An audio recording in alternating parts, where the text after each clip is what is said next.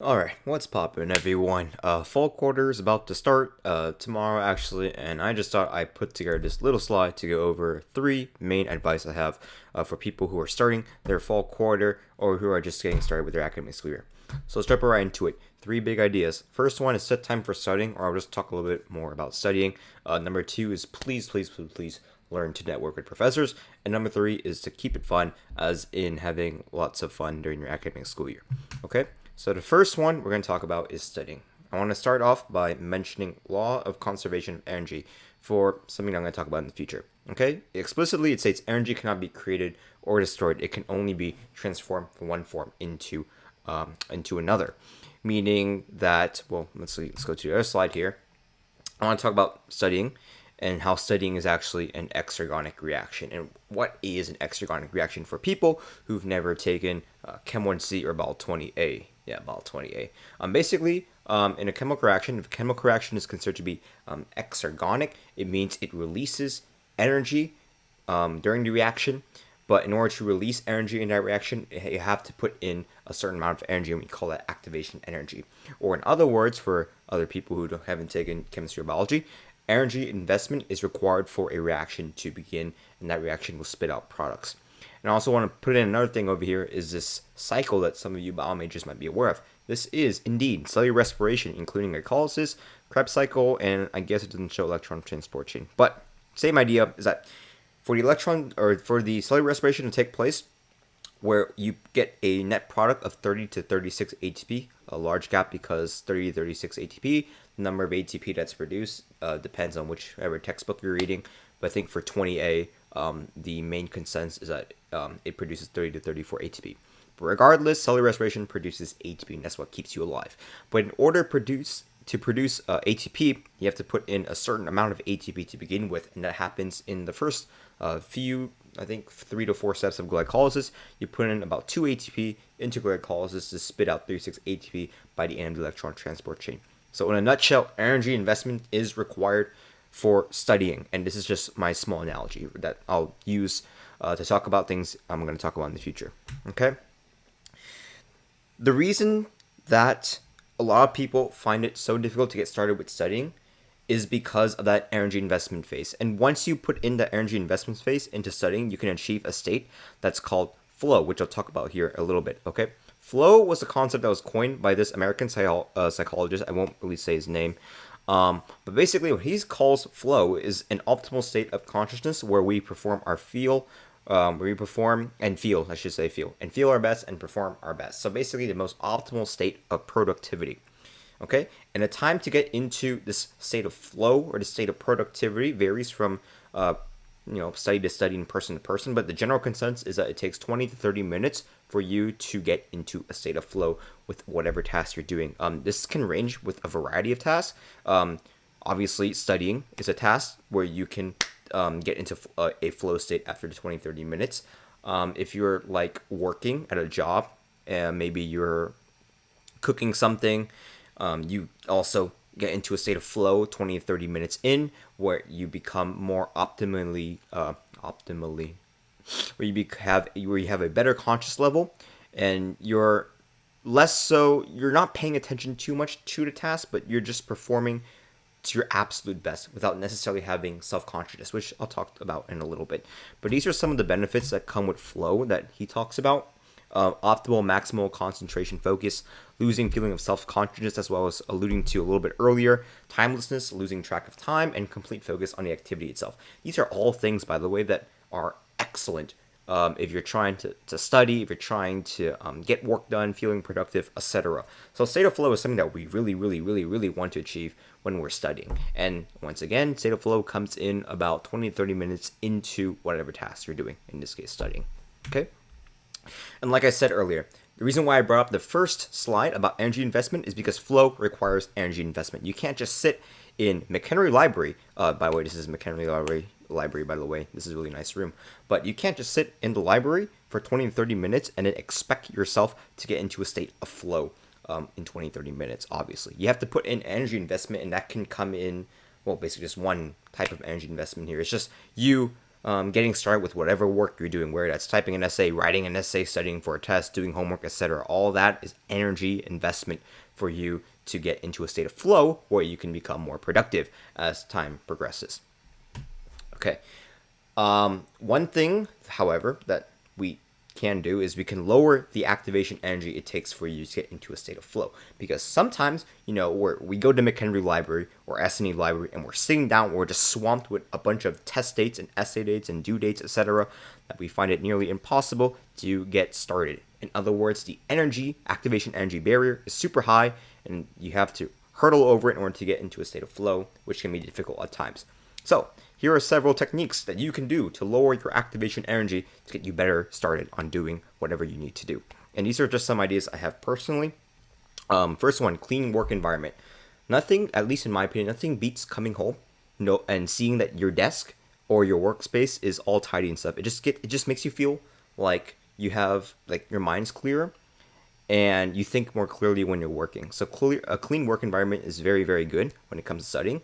And keep snacks readily available because sometimes when you're studying, you're using energy because you have to think. And most of the time, because you use energy, you have to supply yourself with energy in some form, which comes in food. So keep snacks readily available. It can be like a candy bar. Keep water available. Some people like coffee. Some people keep boba water studying. Just keep snacks available to keep yourself feeling good. And this is a big one I'm going to talk about more. Give yourself a sense of control in your life. I'll talk about that in the next slide. Having a playlist of songs, like some people like to do lo-fi hip-hop on YouTube. Some people like classical music. Some people like video game music like Pokemon, Nintendo DS musics, Wii musics, all that stuff. And lastly, keep tools in reach. Like this workspace over here, this is not really a workspace. This is actually in a lecture hall. Basically, just keep all your pencils, all your erasers, notebooks readily available in reach. Just makes it easier for you. Actually, all of this just makes it easier for you to sit down and get started on work. And that makes you feel more inclined to actually get some work done or some studying done. So that's all the tips I have for lowering activation energy. Now we're going to go over what it says in bold. And that's giving yourself a control of your life. This is a big thing, at least for me personally. When you develop a perception of control, you tend to be more inclined to do work, to be more productive. And I don't know the exact psychology of it, but basically, if you know that you're already doing all this stuff, you just feel more, you feel more inclined to do work. And I guess a symbol or a metaphor I can tie that into is like Snapchat, right? If you're sending a Snapchat to someone and that someone has 600 streaks, you're more inclined to send that snap to that person because, you got 600 streaks going. As opposed to sending a snap to someone who doesn't have a 600 streak, or rather has a 1 to 2 streak. You're less inclined to send a Snapchat to that person. And that really applies here, right? If you're like going to the gym for several minutes a day, well, not several minutes, maybe like 10 to 20 minutes, reading 10 pages of a book, eating healthy-ish, and waking up at the same time every day, which is just establishing a good routine, you're more inclined to do whatever else that makes you feel more productive. And that comes with like studying. And here's how I do it. So I keep an agenda on my notebook and I just list down kind of stuff that I want to do on that day. And nothing feels better than just checking off a task after you complete it. And once you go through and check off like 5 tasks on the same day, you feel a lot more inclined and more motivated to get down and do work. So here's an example of my notebook. This is about August 20 on Tuesday. Yeah, I went ham this day. Yeah, so this was taken at 5 o'clock. So at the time I didn't go to the gym, but I think I did a little bit later. So what do I have here? Yeah, I have mouse work, which is stuff I do for lab, and PCR, gel, prepare talk, etc. Writing thank you cards for some other event, and TBR Bio. That's a textbook I'm using, or not a textbook, a workbook I'm using for a test I'm going to take a little bit later on. Basically, you do this, you feel more inclined to get down and do work. So that's all I have for studying. Okay, next thing is networking. This is a really big thing in university because networking is so important for getting letters of recommendation, which is so important for any career you're going to go into. That can be CS, that can be CE, bioinformatics, grad school, med school, dental school, all that stuff. Okay, letter of recs are super duper important. I think everyone who's coming to UCSC as a freshman should totally know that. However, getting letter of recommendations at UCSC is actually quite difficult, or frankly, any other public research university, mainly because our lecture sizes are absolutely humongous. I don't know where I got this picture from. I just downloaded it off of Google Images, but it pretty much tells the whole story of what we see here at UC Santa Cruz in Classroom Unit 2, which is the biggest, I think, is the biggest lecture hall on campus. Like your Chem 1A class is about 379 students, and by springtime, your Chem 1C class is almost close to 500. So there's a lot of people here, and there's not a good chance that the professor who's teaching those big courses are going to know your name. And the only way, as you might have guessed, for a professor to know your name is by going to something called office hours. Okay? Office hours are so important if you're trying to establish a connection with a professor. And it's because it's a smaller learning environment, so there's less students, and less students means professor gets to know your name and know a little bit more about yourself, which is the second point, right? So office hours are super important. And I had a couple of reservations when I first came to UCSC as a freshman about going to professor's office hour. The first one was being that I thought professors were really scary. We tend to think of professors as being these like super highly intellectual demigods who are way above us and will never be able to attain their level of superiority, and they're just like completely out of this world, divine beings, what have you. That's totally not true. Well, they're very smart people, of course, but most of the time they don't have this sort of god complex. Well, some do, but most of the time they don't have a god complex. A lot of times, most professors are actually really chill.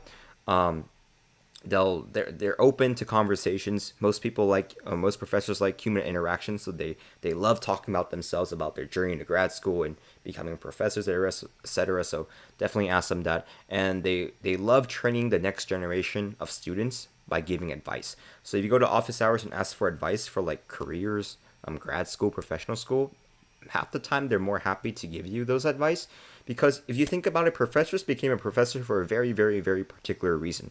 And those two reasons can be either that they really love academic research, and the second reason, which most of the time it is that professors really love interacting with students, right? They decide to go into this career of being a professor at an academic university by taking really low pay when compared to industry. And the only reason why they do that is because that job, a career as a professor, allows you to interact with students. And that just tells you that professors really love talking with students such as yourself.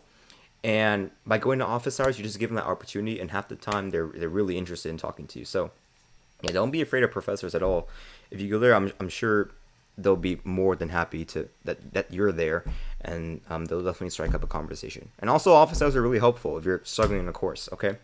Another reservation I had was that office hours are useless. If I'm excelling in a class, I didn't go to office hours because I always thought to myself, why do I need to go to office hours? If you're top 10%, I'd say go to office hours anyway, because you need to go to office hours to establish those professor-student connections for you to get a letter of recommendation. And I agree. If you're excelling in a course though, and you go into office hours, I would agree that office hours can be kind of useless if you're already doing well in the course. But just go anyway, because you need those letter of recs for grad school and for professional school. And don't think of office hours as being something that's completely 100% academic. I know for 28, when I went to office hours, at the time Professor Tamkin was teaching it, his office hour was just like 20% us going over Bio 20A material, which is general biology. 20% going over biology material, and 80% of him talking about his pathway into becoming a professor. He was even talking about how like he used to be an art major at MIT. I know, right? Art major at MIT. And he showed us his vast variety of pencil collection. It was insane. It was really cool too. So it's a lot of fun. But yeah, office hours can be whatever the students there at the time decided to be. It can be 100% academic, it can be half and half, or it can be all fun and games, depending on the people that are there at the time. But obviously, first and foremost, office hours are for academic purposes. So if a professor sees you and another student, and that other student needs help with coursework, he or she is obviously going to help that student who needs help with the course. But if there's nothing else to talk about, they are more than happy. Actually, they're really grateful that they're able to talk about their journey into grad school, into professional school, and becoming a professor. So that's that. Okay, in the off chance that you decide not to listen to me and you really need a letter of recommendation for grad school, professional school, and all that, I have a backbone here. A basic template for you to use to cold email a bunch of professors you've taken in the past, and hopefully you can get a letter of recommendations. Here is the template I use, and I sent this to about 5 professors that I had in the past 3 years who I've never interacted with, and about 4 of them responded, so pretty good success rate. It's at 4 out of 5, 80% success rate, which is pretty good. Okay, I'll break it down into 3 sections, like my research email, right? The first paragraph is just you telling them that I think the first paragraph should be you explicitly saying that you want a letter of recommendation. It's more convenient for the professor, so if he or she reads the email and he or she sees that you're asking for a letter of recommendation, they can just quickly either turn you down or they can decide to continue reading. And also make sure you wish them that they had a wonderful summer or a wonderful winter break or a wonderful weekend. So just be courteous in that first few sentences. Okay, the second paragraph, this is the meat of the email. This is where you're talking about your grade, the grade you got in your class, why you want a letter of recommendation from that professor specifically, and what that class allowed you to do academically or how it made you grow. And this just gives the professor more reasons to accept the letter of recommendation request, and it gives them a little bit more background about yourself, and that may or may not help them when they're writing the writing the letter of recommendation for you. And finally, you close it off on a third paragraph, just thanking them for reading the email maybe, and that this is really important, and that you are very, very excited to meet with them to discuss a letter of recommendation. Do not, and I repeat, do not send an email asking a professor for a letter of recommendation only. The goal of your email is to arrange a meeting with that professor so that they can discuss with you about a letter of recommendation. Okay? Letter of recommendations are really, you want a strong letter of recommendation for whatever you're applying to. And a professor just knowing that you have an A+ in their class and you tend to all discussion sections, etc., is not going to cut it for a good and positive, strong letter of recommendation. You need to meet with them so that they can ask you questions about yourself, so they can draft a stronger letter of recommendation. And questions that they'll bring up are often like, why do you want to go into this career? Or how did this class prepare you for the career? And they'll probably ask why that you chose them to write you a letter of recommendations, to which you just respond stuff like, oh, this class really taught me how to better study for any future harder STEM classes, or I chose you because this was a class I really struggled in and I put in 110% of my effort into this class, etc. So yeah, that's all the questions they're probably going to ask. And yeah, just go to their office hours, and if you can't, you can send them this email. Chances are they won't write you an extremely strong letter of recommendations rather than if you actually went to their office hours. But yeah, that's that. Okay, the last thing I want to talk about is to have fun, okay? I know this 75% of this presentation I've been talking about so far has been about academics, but the truth is that you're in college. These are probably going to be the best 4 years of your life, and it would suck for those 4 years to go down where you end up just sitting in McHenry Library from 8 a.m. to midnight, just grinding away at CE12, Chem 1A, or Bio 28. Okay, you might have seen this diagram before, and there's a good chance you have, because if you haven't, I'll explain to you anyways. Basically, there is 3 things in colleges that you have to somehow balance out. There is good grades, which I guess is like a 4.0, 3.9, etc. Getting enough sleep, like 9 to 10 hours, and a social life, which I guess just means, going to parties, having lots of friend group, and you can only pick 2. However, I'm going to put this right here, right now, that this diagram is completely wrong, but not for the reason you think. And that's just because people take part-time jobs now. If you're in biology or chemistry, or maybe you're pre-medicine, you know that research is pretty important, getting into undergraduate research, which is also a part-time job. It's not really academics because you're not getting grade for it. It's more like a part-time job.